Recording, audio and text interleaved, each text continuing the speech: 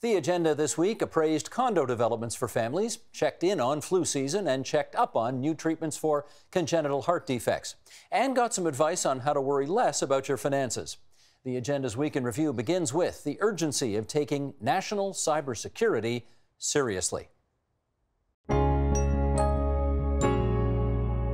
Let's go back to Ottawa on the next question. How, Wesley, in your judgment, how far down the road is the federal government invested in ensuring that the businesses in this country are relatively well protected from all of this?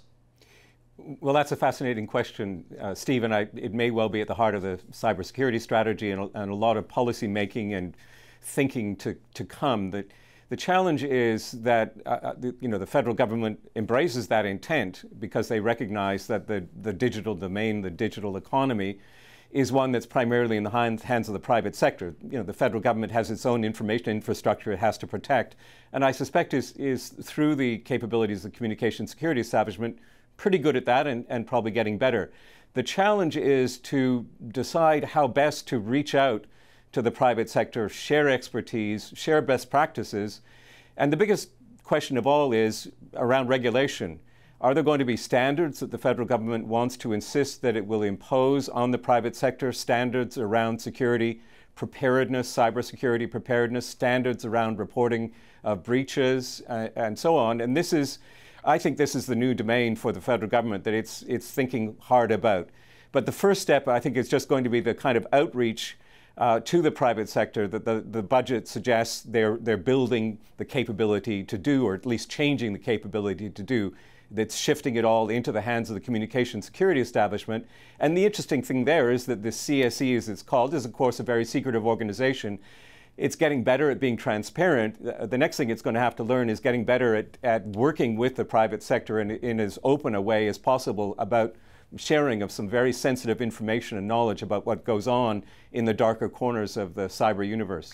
I want to follow up with Melissa on something you just said. We hear from businesses all the time that they already feel overregulated. Do you think that a federal government of the future ought to impose a kind of a standard on private businesses in the country that you have to have in place this kind of security against cyber warfare, or else you can't do business in Canada? Well, I mean, cyber warfare and taking proactive measures to manage your risk, I think, are different topics. Right now, I don't believe that many companies have realized that they are a digital business and that they have digital risks that have to be managed just like currency risk or political risk or other things, and it needs to move up on their risk register. Really good example of this would be the most recent malware that was released called NotPetya at the end of June. It was a destructive malware. It went from Ukraine to Memphis, Tennessee in less than 5 minutes and destroyed everything on its path and every connected company to that. So for example, Maersk Shipping was one of the victims of it. Maersk is the largest container shipping company around the world. In less than 5 minutes, it lost 4,000 servers, 45,000 computers, 2,500 applications, and it shut down operations in 76 ports. It cost them $400 million, and they're still restoring their services. I was going to say, how do they get it back? They haven't got it back yet. They have not fully up yet. And could you imagine if they shut down the port of Vancouver? What would be the economic impact here in Canada? Another example would be that same virus hit Federal Express. And Federal Express has now shut down all operations in Eastern Europe. And so it lost market share to DHL and others. Can you imagine if you're a parcel company, but you're really a digital company that can't operate with moving parcels without its digital backbone? It's a whole new way of looking at this. Yeah, and then if you think, there's two other examples, just because I think it's important. Merck Pharmaceuticals here in the down in the United States, it had its manufacturing operations shut down, so life-saving drugs were delayed going to market, so people's health was affected. And then if you want to go to just the emotional appeal, Mondello, the Oreo cookie company, had to stop actually producing some of cookies in Australia Okay, now we're and getting in serious. Ireland. So, you can't have your chocolate cookies and dip it in the milk because I'm a digital business that I didn't realize I was going to manage my risks. Okay, when they're coming after the Oreos, then it's serious. Now we've got to get serious about this.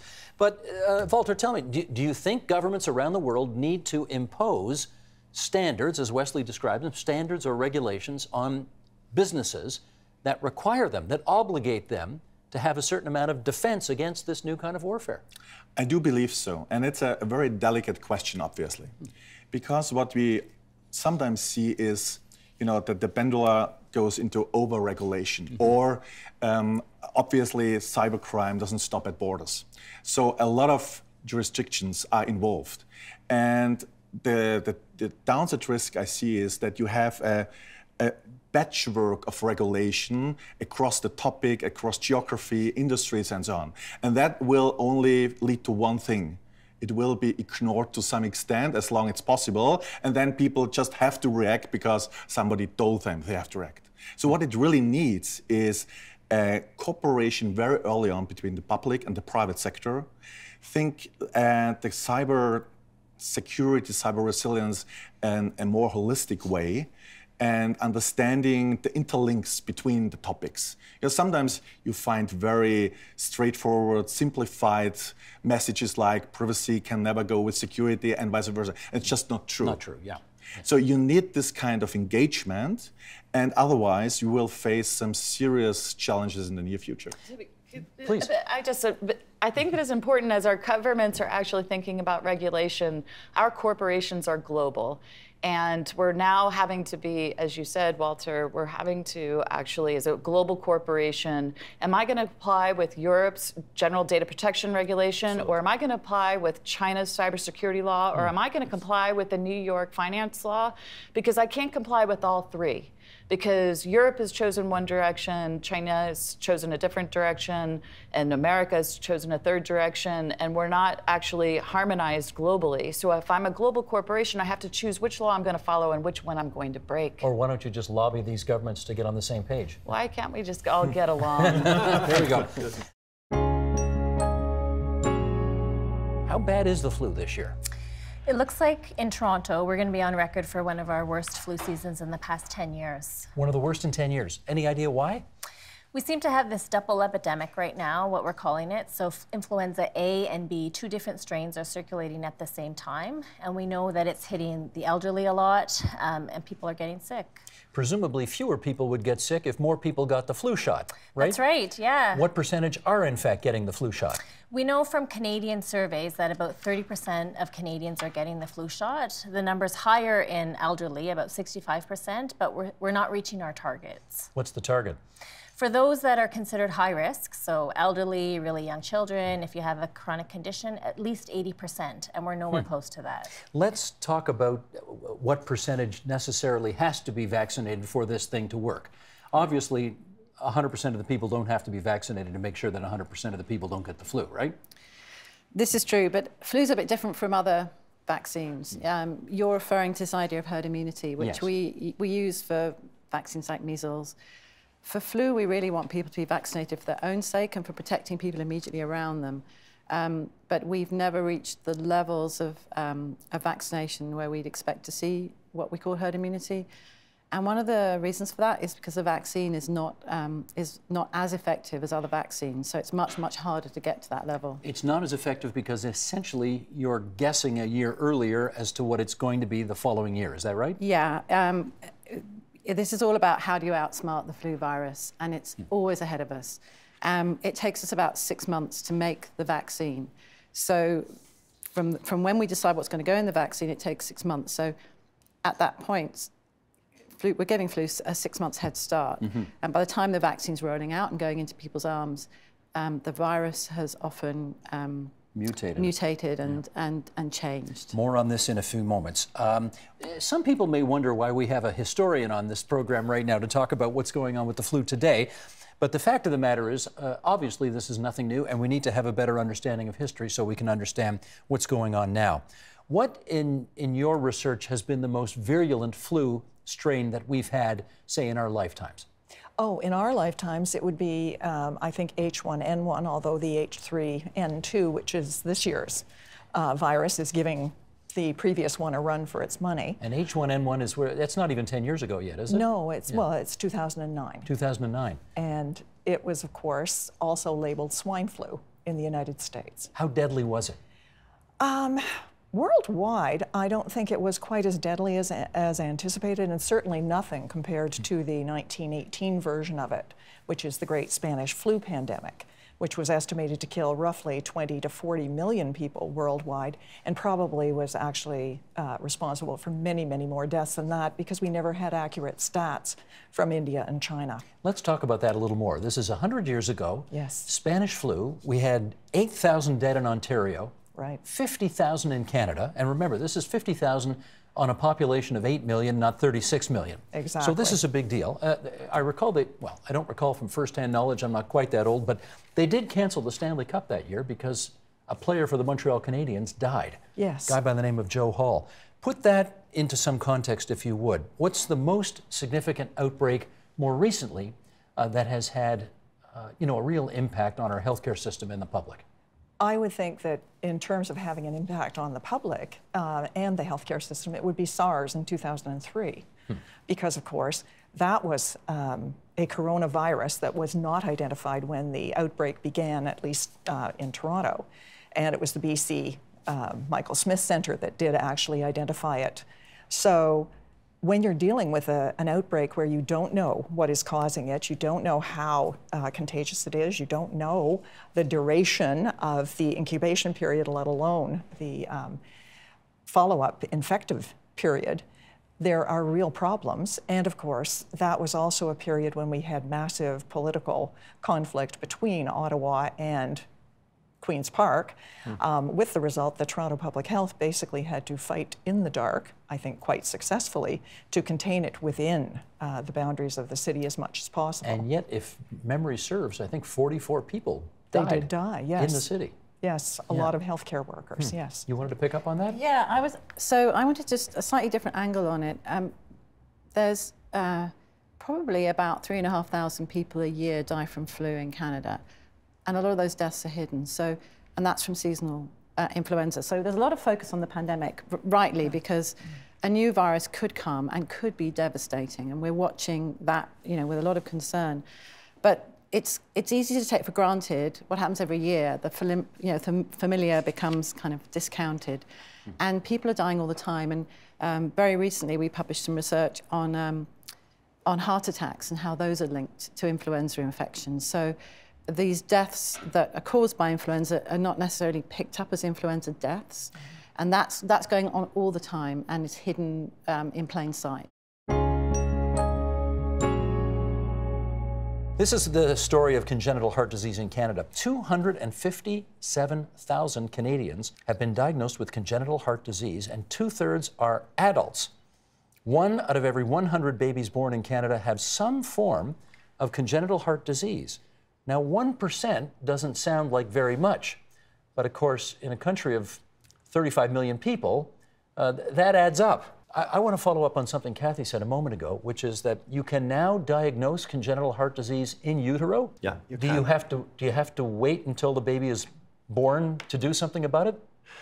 No, so newest technologies allow us now also to do intervention in utero so that the fetus and the newborn can survive. But to operate, you have to wait until the child is born, I presume. That's correct. You have to. And then you can do it right away because you know? So, yeah, so some babies need an intervention during the first hours after birth so that they can survive. These are very, very challenging operations. Usually, the baby's circulation of the lungs is impaired, so there's not enough blood flowing through the lungs, so the babies they're very blue, they're very cyanotic. That's what I would have wondered. Like, you can do open heart surgery on a brand new baby. Yeah, so what the surgeons do, they create the shunt. They create a communication between the systemic circulation, the pulmonary circulation, so they redirect blood from the aorta to the lungs, so that more blood is offered to the lungs, and then you have a better oxygenation of the blood, and then the babies are less blue. And then this gives us a time window for the baby to survive, to grow, and to 1 year, 2 years, or 1 month, 2 months, and then the surgeons can then do open heart surgery and repair the congenital heart defect. Let's do one more follow-up here. We've seen surgeries over and over and over. And we've seen with her daughter just one surgery in 13 years. How long typically does a surgery last for? This depends on the congenital heart defect. Every congenital heart disease patient is different. So you cannot generalize and apply a general recommendation to all patients. Every patient is different. You have a particular type of heart defect, but do you know how many there are in total? Oh my goodness. I think there's quite a few, and even as you've seen within one category like tetralogy of fallout, there's different variations of it, the defect, and the heart malforms in different ways. So I think it's, you know, tens or hundreds potentially, but yeah. Do you know if you are finished with surgery for your life? So I'm not entirely finished. I do still have a dysfunctional aortic valve because of some of the construction of my heart. They weren't able to replace it when I was younger. So right now it's really just, you know, the most important thing about making sure that you continue with care and specifically congenital cardiac care as you get into adulthood is because problems can arise. And the earlier that they catch those problems, the better shape that you're in health-wise to actually go through those surgeries, recover from them. Sure. And it's a balance. It's a balance between, you know, when's the right time to do it while you're still healthy, but, you know, let's not do it unnecessarily either.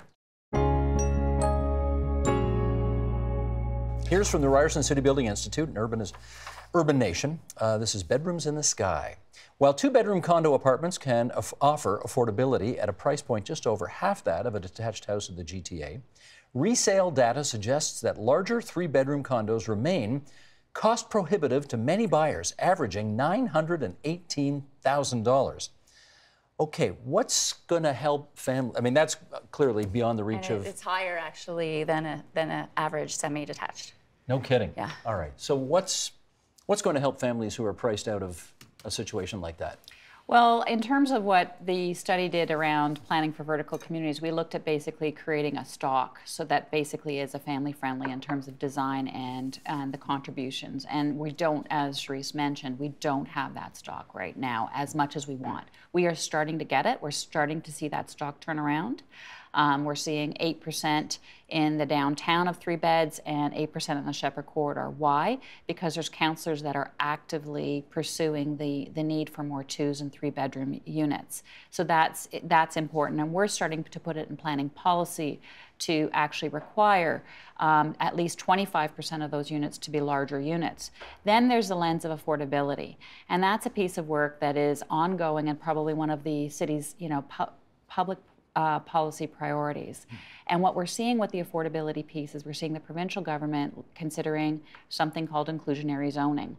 And that's still being discussed in order for it to basically be layered on to the stock piece. But what we focused on is the stock piece. And until that legislation lands, I really, you know, it'll depend how that comes forward. Give us the 20-second definition of inclusionary zoning.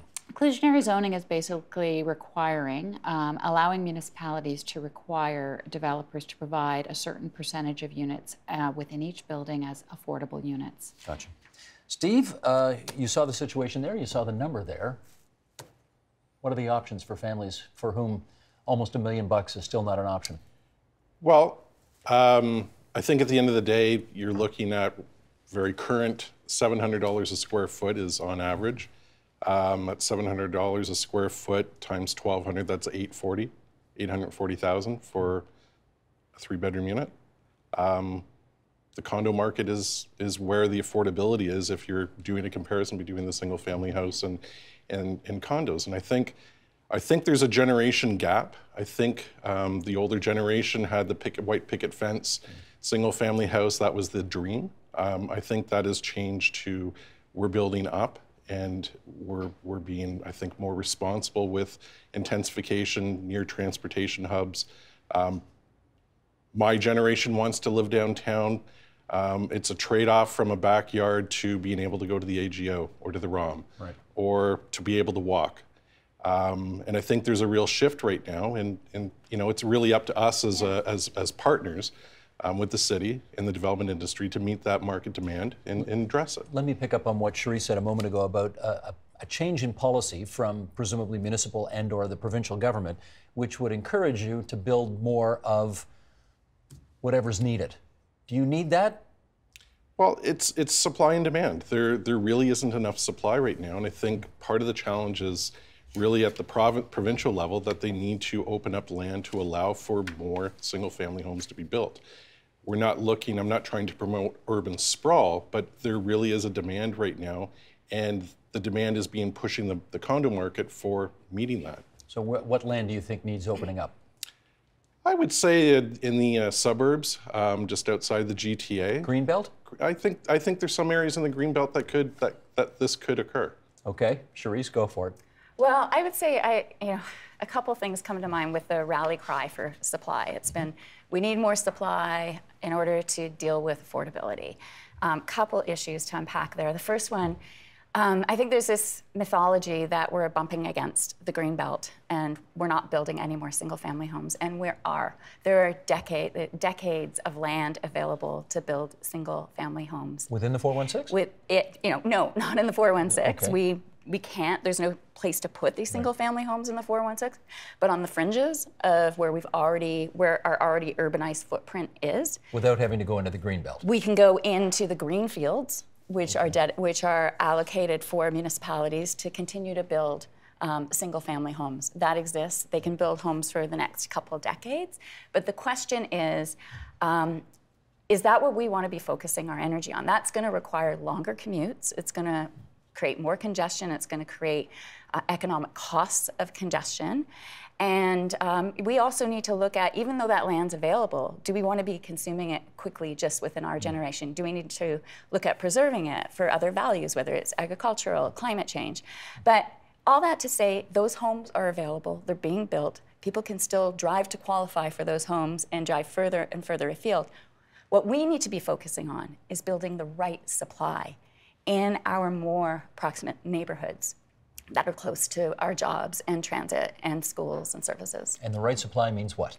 We need to be looking at the family-friendly piece of that. And the problem is that family-friendly piece needs to get built. And we're lacking that supply. So again, to be saying, let's just build supply. And I know that there's a bit of a focus right now on streamlining the approval process so we get more supply in the pipeline. If we don't build the right supply and we're building more of the smaller units, that's not going to help us.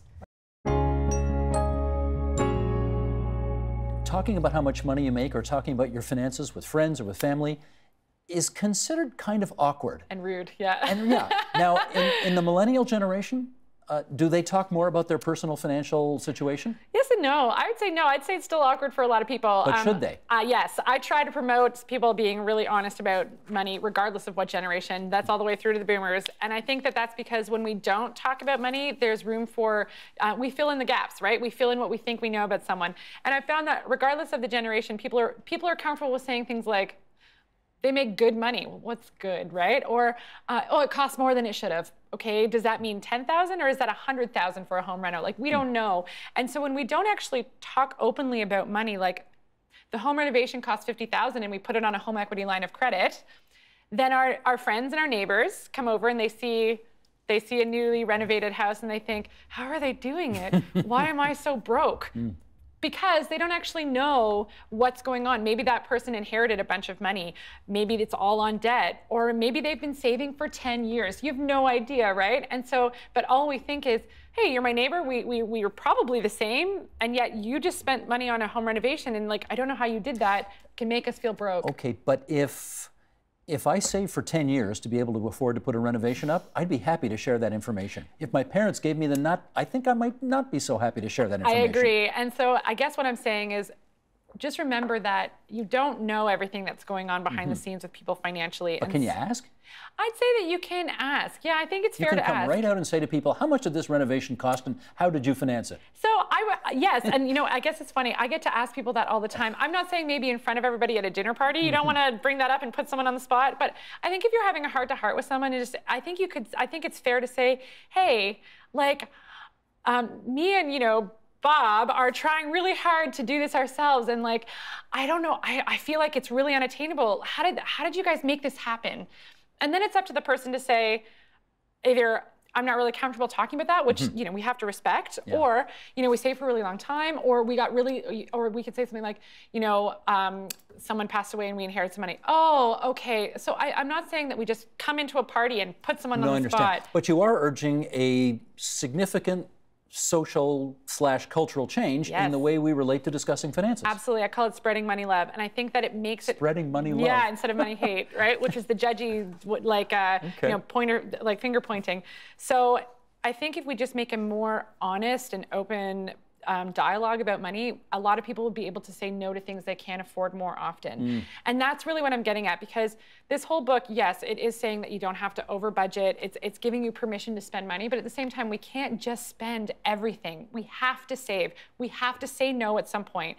And in our lives right now with social media and the way that, you know, lifestyle brands are, there's so much intense pressure to spend that it kind of feels like we're constantly saying no all the time.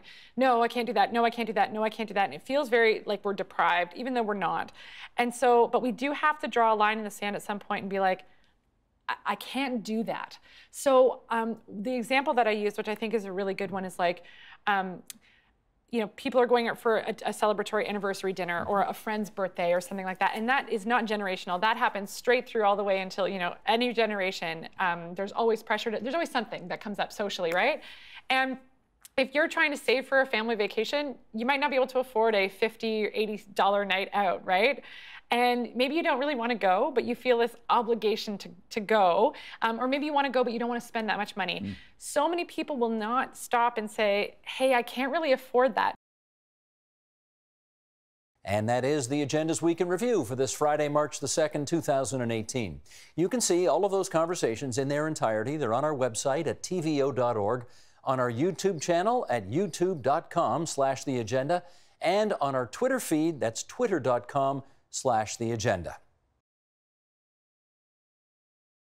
The Agenda with Steve Bacon is brought to you by the Chartered Professional Accountants of Ontario, helping businesses stay on the right side of change with strategic thinking, insightful decisions, and business leadership. Are you on the right side of change? Ask an Ontario CPA.